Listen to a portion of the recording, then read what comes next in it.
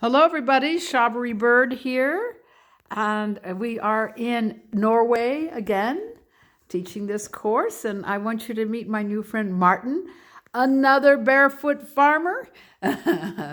So, Martin, tell us about what you do, where you come from. Oh, you're from Switzerland. I'm from Switzerland. I've been living in Norway for 30 years. Wow. I'm staying on a small farm on the west coast, close to a city called Haugesund. Just a small farm, but quite diverse farm, doing green care, having cows, sheep, workhorses, a little bit of everything. And you're biodynamic? We're trying to. We're using preparations like Hugh was saying. I'm the one that hasn't been every year at doing it kind of persistently, but keeping on the track, yeah, and definitely giving it a boost after the course year. Oh, good. So one of the things that we struck a friendship with is talking about the elementals and also the nature spirits. Yeah. And the gnomes that live here. So tell me about some of your experiences. Well, I'm not one of the persons that can see them, but as some I'm thinking of them. I'm trying to kind of collaborate with them, and I feel like doing things ahead, planning things ahead, and kind of giving them an information of what I'm thinking of. I have a feeling it does good, it does help. I kind of also doing, when we talk to planning, like we're talking about it too, like getting things ahead, thinking about ideas, kind of maybe speaking it out, and then suddenly the opportunity to do things do arise right of a sudden. And you just can pick it up and go for it. Do you have any particular time of year that you find more relationship or their forces more active? Not particularly in the time of the year. I think it's all of the year, and we kind of keep.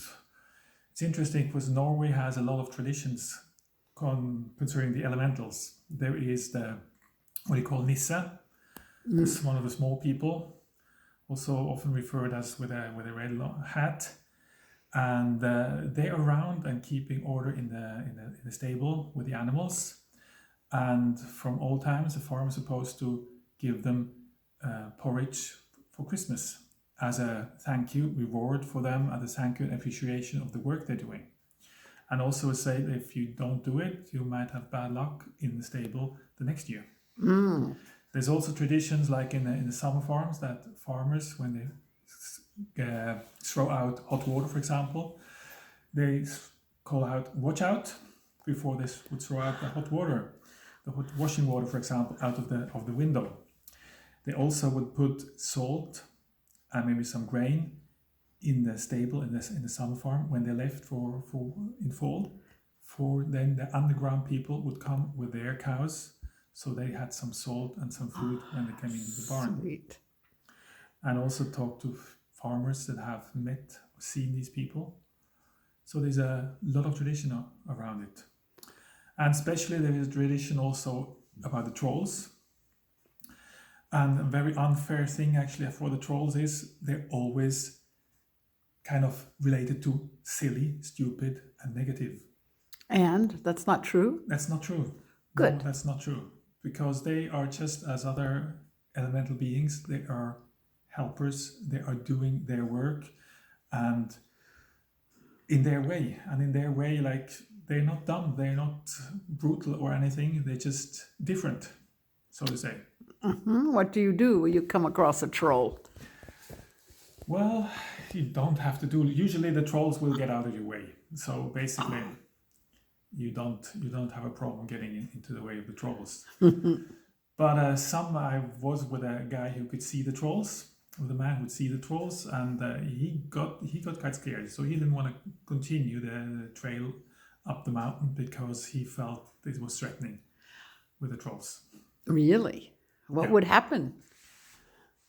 Well, nothing probably would happen, but they don't appreciate so much our company because people have been so negative towards them, so they keep for themselves. Yes. I've heard that about Norwegians also. Can be Norwegians too. Yeah, they kind of live in their own little kingdom, like saying yes, every farmer its own little kingdom. They farms widely spread out in the countryside. Somehow it is. And are there large nature spirits, elementals, small? I know the little people. The little people. Well, I believe there is elementals everywhere in all processes around on the farm. There is elementals involved, so to speak, and giving them concern, giving them thought, and kind of the idea of collaboration rather than they are not enemies, they're not strangers, they do their work and we do our work and we can work together. Yes. And walking barefoot and farming barefoot, I know one of the things from German tradition, it was always the saying is the farmer's best fertilizers is walking barefoot across the fields. Yeah, in my late husband's book, Secrets of the Soil, he says that thing the farm loves the most is the footsteps of the farmer. Yeah. Because the farmer is paying attention then to the... Paying attention, yeah, exactly. And with the barefoot in the nature, it's just amazing how much you can actually perceive through your feet and how much more open and how much more, you have around yourself. Like on a hot day, walking into nice cold sand or in a moor in a little spring, it's just amazing and wonderful. Yes. You don't have to walk barefoot all the time, but in between, it's really a big reward. Yeah. So those people with the hats, we call them gnomes. Yep. Yeah, is that what's called here? Gnomes, there is different names, but gnomes they don't have a special. I can't recall now a special name in Norwegian for the gnomes. There are other beings. There is Nøkken. He lives in ponds and still standing water. And you have Fossegrimen. He is playing the fiddle and he's actually in the waterfalls. And I met once a Swiss guy. He was a musician. He was going around, traveling from waterfall to waterfall and listening to the sound of the waterfall and telling what was it? Was it a D? Was it a G? Was listening to the different sounds, actually the tone the waterfalls made.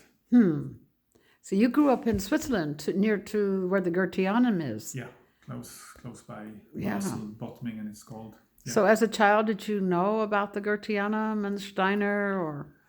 I've heard of it, and of course locals often they look down to the not speaking so good about what's going on there, like the Elephant House.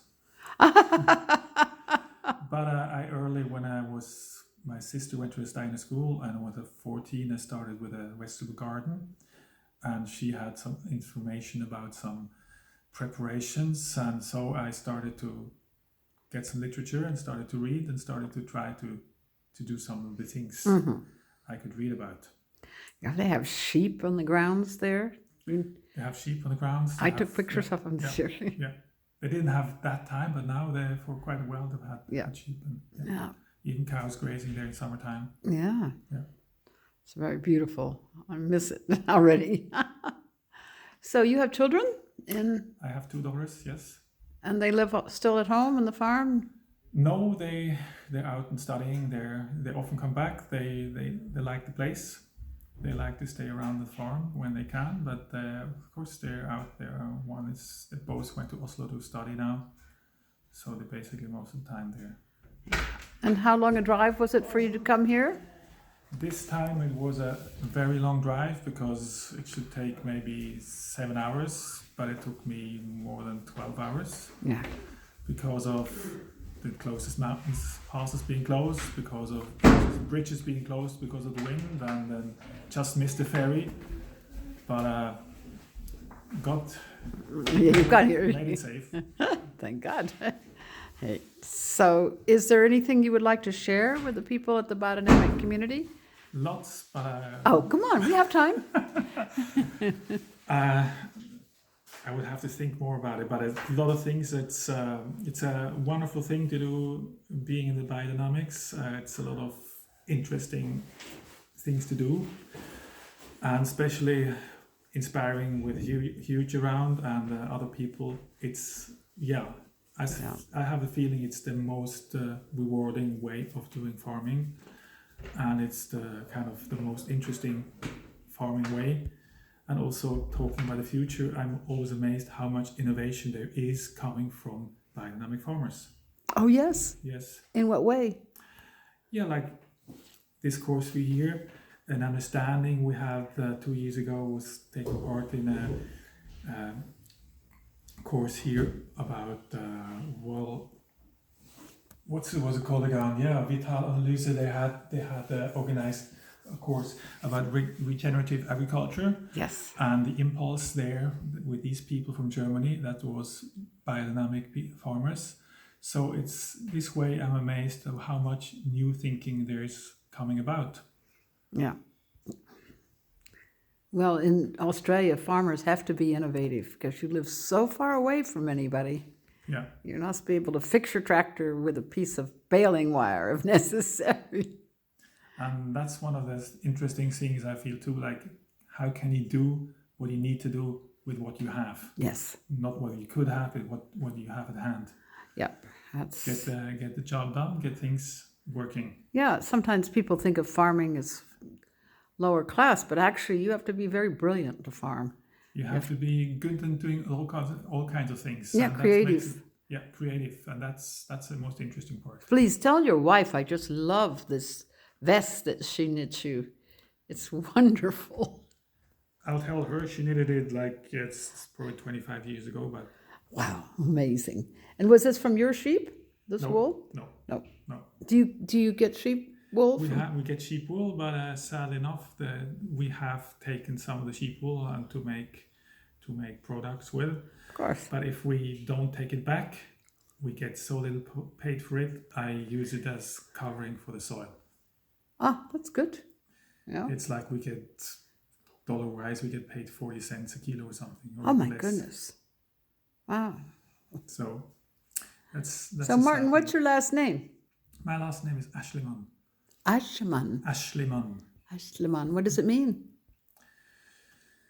Ashe, that can mean ash. It can also mean it's a fish that called ashe. But what the name really back means, I'm not sure. My grandfather had the idea. This was a man who was calling small fish called ashe, and when they're small, it's ashli. So the man called these small fish. That might be something. I haven't really looked into it. I wouldn't know what the name comes from. Well, I thank you very much. You're welcome. Ding! Come on. How did that go? Wait. It doesn't turn off.